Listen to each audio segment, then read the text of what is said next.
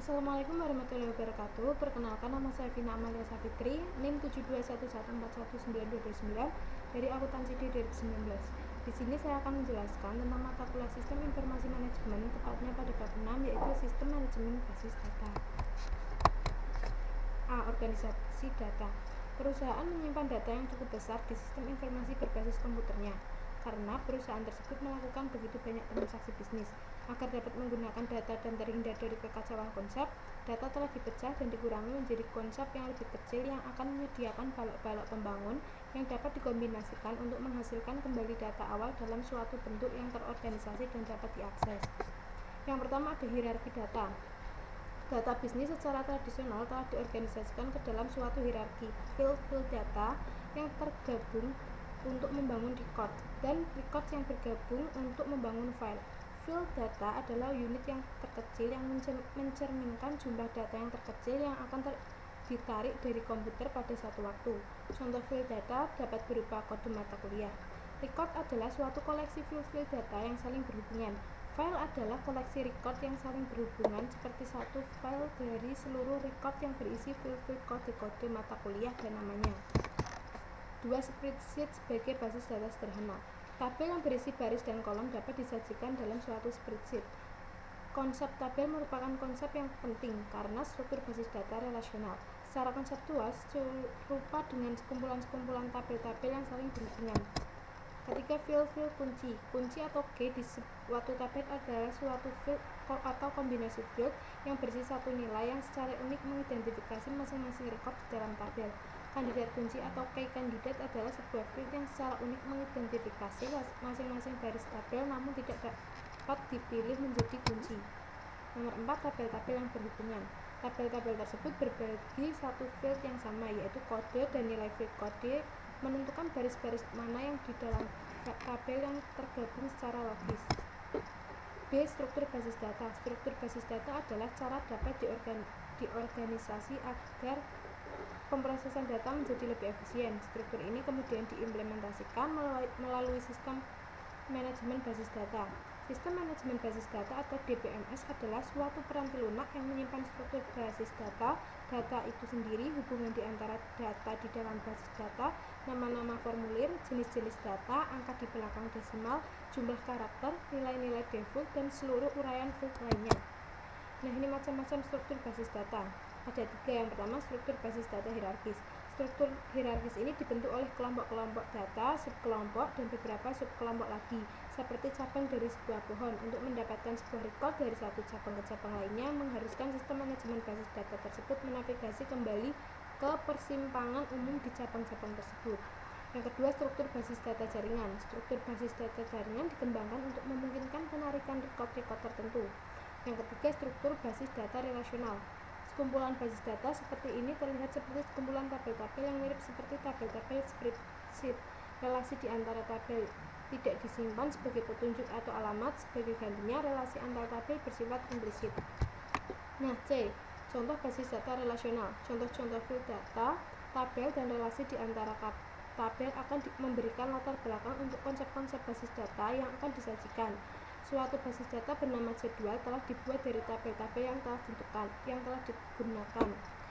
Basis data akan memecahkan informasi ke dalam beberapa tabel, karena jika informasi hanya disimpan pada satu tabel, maka akan terdapat banyak nilai field data yang terduplikasi, sehingga menyebabkan data menjadi berulang atau redundan. Basis data akan mengurangi pengulangan data dalam tabel-tabel. Nah, selanjutnya contoh basis data relasional. Basis data jadwal, contoh yang digunakan di sini diimplementasikan pada piranti lunak sistem manajemen basis data Microsoft Access, namun implementasi ini akan serupa pada setiap produk basis data relasional lainnya. Nah, yang kedua, konsep basis data. Ketika pengguna memikirkan record di dalam suatu basis data, mereka secara intuitif akan merasa bahwa urut-urutan record yang ditampilkan dalam sebuah laporan merupakan cerminan dari urut-urutan penyimpanan record tersebut di dalam disk komputer. Nah, D. Membuat basis data. Ada 3 tahap. Yang pertama, menentukan data yang Anda butuhkan. Kedua, menguraikan data tersebut. Yang ketiga, memasukkan data ke dalam basis data. Yang pertama ada menentukan kebutuhan data. Menentukan data yang perlu dikumpulkan dan disimpan adalah langkah penting dalam mencapai suatu sistem informasi berbasis komputer. Kita dapat menggunakan dua pendekatan dasar untuk menentukan kebutuhan data, yaitu yang pertama pendekatan yang berorientasi pada proses, yang kedua pendekatan pemodelan perusahaan. Nomor 2, diagram relasi entitas. Diagram relasi entitas atau Entity Relationship Diagram atau ERD seperti ditunjukkan dengan namanya, berhubungan dengan data di dalam entitas dan hubungan antar entitas. Yang ketiga, diagram kelas. Diagram kelas terdiri atas kelas-kelas yang memiliki nama, file-file dalam kelas, dan tindakan-tindakan atau metode yang dilakukan atas kelas. Diagram kelas di bawah dimulai dengan nama kelas di bagian atas kotak. Menggunakan basis data. Kita biasanya berinteraksi dengan sebuah basis data dari sebuah komputer pribadi, meskipun data tersebut berada di tempat lain dalam jaringan. Pertama, laporan dan formulir. Mayoritas interaksi pengguna dengan basis data adalah melalui laporan dan formulir. Nah, ini macam-macam yang ada dalam laporan dan formulir. Yang pertama ada navigasi. Pengguna dapat melakukan navigasi dari satu record berikutnya dengan mempergunakan navigasi yang berada di bagian bawah formulir. Yang kedua, akurasi. Formulir akan menjalankan definisi file data yang telah ditentukan ketika basis data dibuat. Yang ketiga, konsistensi. Konsistensi adalah hal yang sangat penting ketika nilai-nilai file dalam suatu tabel dipergunakan untuk menggabungkan recordnya ke tabel yang lain. Yang keempat, penyaringan. Penyaringan membantu mengatasi kelebihan informasi.